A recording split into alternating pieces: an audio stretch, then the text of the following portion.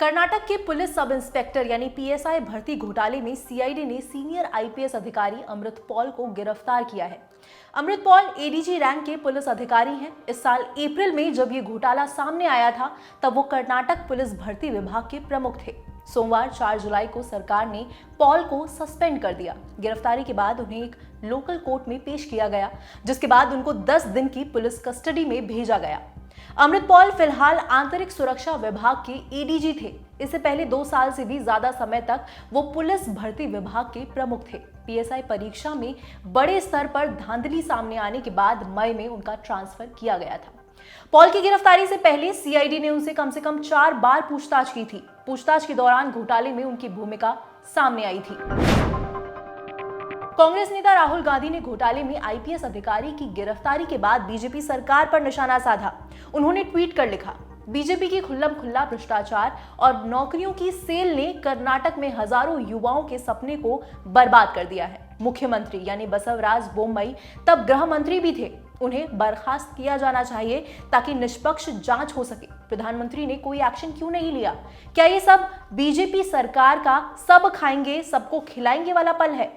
वहीं कर्नाटक के सीएम बसवराज बोम्मई ने कहा है कि उनकी सरकार ने ही पूरे मामले को सबके सामने लाया है। उन्होंने समाचार एजेंसी एएनआई के साथ बातचीत में कहा, सीआईडी को मामले की जांच और किसी को नहीं छोड़ने के लिए खुली छूट दी गई है। पुलिस भर्ती के प्रमुख रहे एडीजी के खिलाफ सबूत मिलने के बाद उन्हें भी गिरफ्तार किया गया।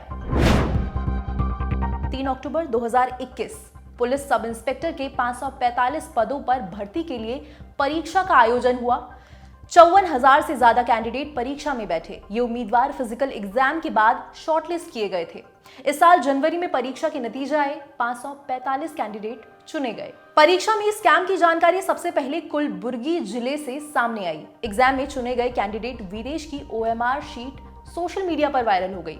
उसकी ओएमआर शीट में 100 सवालों में सिर्फ 21 सवालों के जवाब दिए गए थे, लेकिन परीक्षा में उसे 121 मार्क्स मिले थे। इस आंसर शीट के वायरल होने के बाद छात्रों ने प्रदर्शन करना शुरू किया। शुरुआत में पुलिस ने मामले की जांच की और वीरेश के खिलाफ केस दर्ज किया।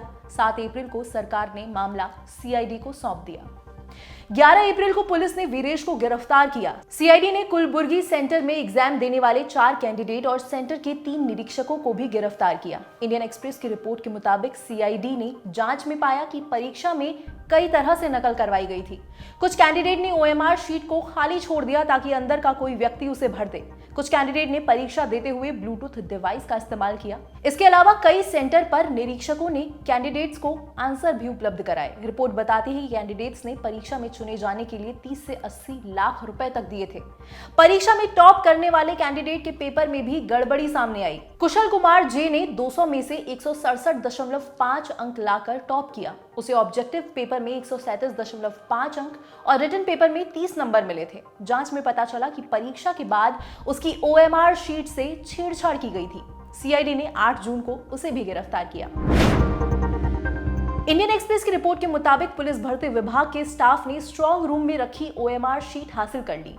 घूस देने वाले कई कैंडिडेट्स की शीट को भर्ती विभाग के स्टाफ ने भर दिया। ये काम कई दिनों तक ऑफिस में दूसरे स्टाफ के आने के समय से पहले किया जाता था। एक पुलिस अधिकारी ने बताया कि कैंडिडेट्स ने 5 से 10 लाख रुपए एडवांस दिए थे ताकि एग्जाम सेंटर और वहां के कमरों का पहले से पता हो। समाचार एजेंसी पीटीआई के मुताबिक सूत्रों ने बताया कि घोटाले में शामिल कैंडिडेट के ओएमआर शीट में छेड़छाड़ भर्ती विभाग में ही की गई थी।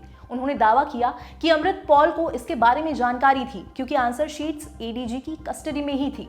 इसके बावजूद इस तरह की धांधली हुई। मामला बढ़ने के बाद 29 अप्रैल को कर्नाटक सरकार ने भर्ती परीक्षा रद्द करने का फैसला किया था। सरकार ने कहा था कि परीक्षा फिर से ली जाएगी। एग्जाम में मेनली कलबुर्गी और बेंगलुरु के परीक्षा सेंटर पर धांधली हुई। सीआईडी जांच में पता चला कि बेंगलुरु के कई सेंटर पर एग्जाम देने वाले कैंडिडेट की ओएमआर शीट से भी छेड़छाड़ की गई। इस घोटाले में सीआईडी अब तक कम से कम 7 एफआईआर दर्ज कर चुकी है। इसमें 5 केस बेंगलुरु में और 2 कलबुर्गी में दर्ज किए गए हैं। सीआईडी की जांच में ज्ञान ज्योति इंग्लिश मीडियम स्कूल का नाम सामने आया, जहां इस तरह की धांधली हुई। स्कूल की मालिक दिव्या हागरागी हैं, जो कलबुर्गी में बीजेपी की महिला विंग की अध्यक्ष रह चुकी है। जांच के बाद सीआईडी ने उन्हें गिरफ्तार किया। दिव्या को घोटाले के मुख्य आरोपियों में से एक बताया जाता है। उन पर आरोप है कि उन्होंने अपने स्कूल में बड़े स्तर पर चीटिंग करवाई। सीआईडी ने स्कूल में पढ़ाने वाली एक और टीचर अर्चना को भी गिरफ्तार किया था। जांच में सामने आया कि स्कूल परीक्षा में आयोजित कराने की सुविधाएं नहीं थी, यहां तक कि वहां सीसीटीवी कैमरे भी काम नहीं कर रहे थे। कांग्रेस विधायक प्रियांक खड़गे ने आरोप लगाया था कि 300 से ज्यादा कैंडिडेट ने भर्ती के लिए अधिकारियों और बीजेपी के मंत्रियों को 70 से 80 लाख रुपए दिए। उन्होंने परीक्षा में शामिल होने वाले कैंडिडेट और एक बिचौलिए के बीच बातचीत का ऑडियो क्लिप भी जारी किया था। खड़गे ने दावा किया था कि इस घोटाले में बीजेपी के बड़े नेता शामिल हैं। वहीं पूर्व सीएम और कांग्रेस नेता सिद्धरामैया ने इसे 300 करोड़ रुपए का भर्ती घोटाला बताया था। उन्होंने कहा था कि इस घोटाले और 50,000 कैंडिडेट के साथ धोखे के लिए बीजेपी को जिम्मेदारी लेनी होगी। इस मामले में सीआईडी ने अब तक 70 से ज्यादा लोगों को गिरफ्तार किया है। इसमें डीएसपी रैंक के अधिकारी, पुलिस भर्ती विभाग के कई स्टाफ, एग्जाम सेंटर के स्टाफ और 40 से ज्यादा सेलेक्टेड कैंडिडेट्स भी शामिल हैं। ये खबर आपके लिए लिखी है हमारे साथी साकेत ने। मैं हूं ज्योति जोशी और कैमरे के पीछे हैं जतिन। देखते रहिए दी ललन टॉप।